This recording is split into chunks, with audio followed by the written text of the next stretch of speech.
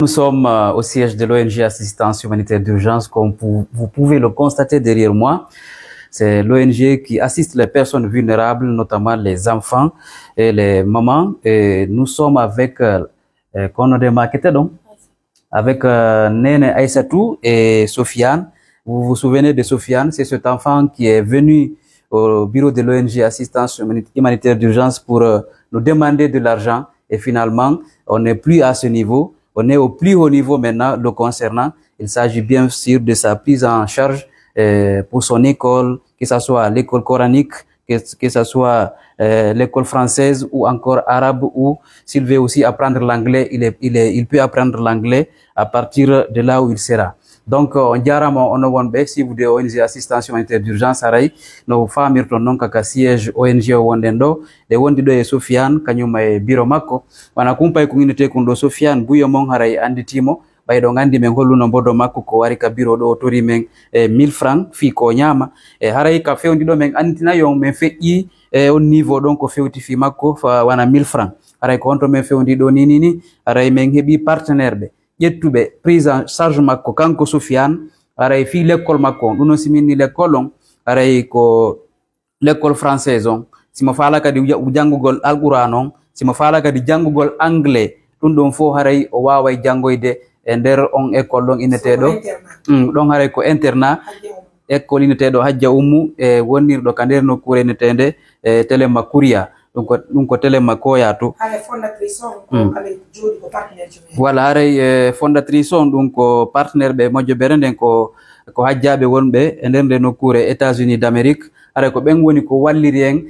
vraiment nde moƴƴere ɗo haray noon ka fewndi ɗo ka wiyeton men ɗo ko men hebliɓe ni haray yawgol e Conakry fi naɓugol pay kunkun kaɓe ini ɗo men naɓumo ka école ɗon o wawa wonoygol ton haray noon kala ko wiyoyti e fi charge makko ñamete makko ɓornande makko e ko nantita muɗum fof haray ko ɓen hajjaɓe ɗo woni ko ƴettude charge on ha ñande kala pay kunkun gayni jande nden haray ɗen tori Allah subhanahu wa ta'ala on yo Allah okkor mo duuɓi o gayna nden jande ɗon okkora kadi haray ɓeydana kadi jawdi ɓe waɗuɓe nde moƴƴere ɗo ɓay haray ɗum ɗo namo kala wawata waɗugol kono ɓayɗon andi haray mojobere ONG Assistance Humanitaire d'Urgence ko mojobere barkinade ko mojobere haray wallode jama on ko mojobere marde partenaire ɓe haray ɓe ittay ɓe hara na innugol dartay goɗɗum haray koɓe habbori ko joddi Allah ndin haray vraiment ko mojobere barkinade ɗum ɗon kadi haray namo kala wawata wadde nden hunde ɗon haray e yewtida ɗo e bureau makko haray on jarama ko Nene Aissatou ka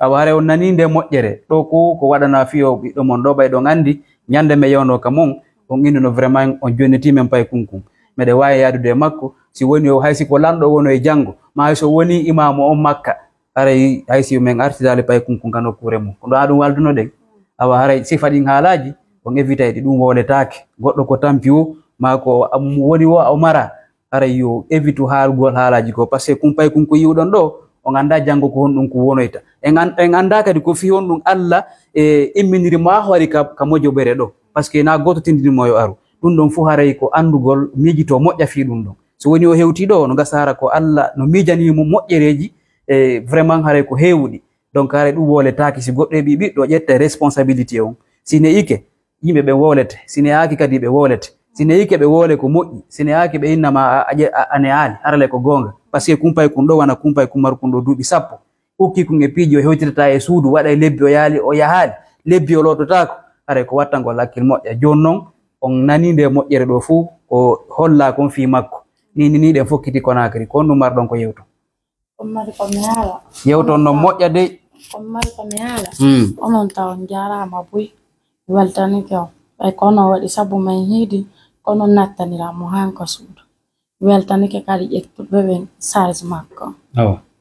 haray hiɗon tawti men hiɗon tawti men yomen naɓu pay kunkun ko yaku janggoya ɗon tawti men hiɗon tawti men ko ɗum no ɓay haray ko to wonɗen accuyedemo ɗon tawti men voilà ha o gayna janggo woni faali abi ko won ɗon ko waɗo woɓɓe ko ɗon jibini o ɗo juuɗo rewon Allah toro ɗon Allah yo Allah mo walli toon pay kun tabi daga l'école o janga Quran e l'école français e l'école anglaise on nafa julɓe Allah ɓe fof ɗum no pati won ko ɓe pino sandika o juuɗa ɗo fof galle waɗo on nani doya o sandika ha saligi war kadi mo fi en famodiri ɗon wonna nagi antal hoore won tan la for musidɓe hay ono wonɓe sifide ɓen Ablaye Demba fo ko hay on nene ko tino hatta dine balla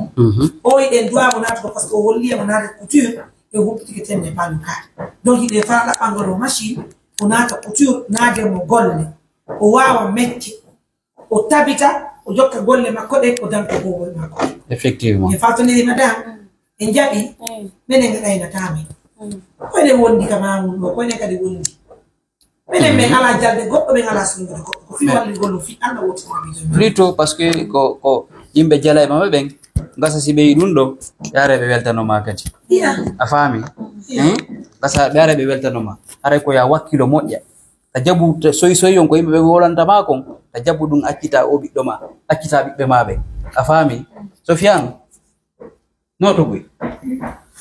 saba awa ɗe yawde Conakry yewtimen taw eɗa faala walitagol biro ma an ko on walitortaɓe koya gollu ka sa yeeyi he suto caméra on to sa yeeyi ko ineɗa ko ya waɗu jande nden ko jande wonɗa yawgol fimu ayni joni nane inɗa sa yeeyi ɓe faalaɓe ɓe sowaɗane vélo ka ko ɗum sondiɗala nane ka sa ya wakkilike ɓe waɗante ɓuuri ɗum sa paasi si vélo sode voilà sa yeeyi a jangguini sa yeeyi a pasoyi a fooli ka Qouran a fooli ka français a heɓay vélo ma heɓay ɓuuri vélo a faami a ware ko ɗum nani a faami ka ya quelque chose à dire nani wayo payko yo Allah rene nani anani wakkilo ɗa nan kala nonnude monunirde hoore nde yo Allah rene ɓiɓɓe juɓɓe ɓe fof amin enen kadi yo Allah ɓurtu feewi nde yo Allah ɓurtu ko ɓen partenaire ɓe wattataɓe ɗe moƴoɓere sabu no Allah no waɗi barke moƴoɓere nde juɓɓe Allah kala yimɓetoga meɗen Allah no hokkuɗen kutu fiye wawa wattorade wotimo fi Allah wotinno biji noon fof mum mbaɗa merci encore notre partenaire des États-Unis d'Amérique hajjay ɓe holnote hollinde maɓɓe nde kono gasitenin ni hajji Aminata tuba koɗo anditeɓe haɗa kamɓe woni ko dernade o e ko kumaluji ko meɗen lagine ɗo haɗa ko internat mon naɓɓe darde kamen lagine ɗo sonnaɓe no wakkili fi wakko ko sonnaɓe kadi ɓiɓɓe ɓe muradu moƴƴuru yo Allah ɓeydu porgana ka lekko maɓɓe yo Allah ɓeydu jawdini ka lekko maɓɓe haɗa ko jawdi vraiment kam nafa juɓɓe Allah ɓen fof haɗa joni mo kadi no fokkiti mission kono yo Allah reno artirama jamo et bon courage. C'est ça le rôle de l'ONG. Cette fois-ci, je me repose. Abdoulaye Diallo va aller, en tout cas, faire cette mission à Conakry. Merci donc à tout le monde. Merci. Et bien sûr de vous. Bonsoir.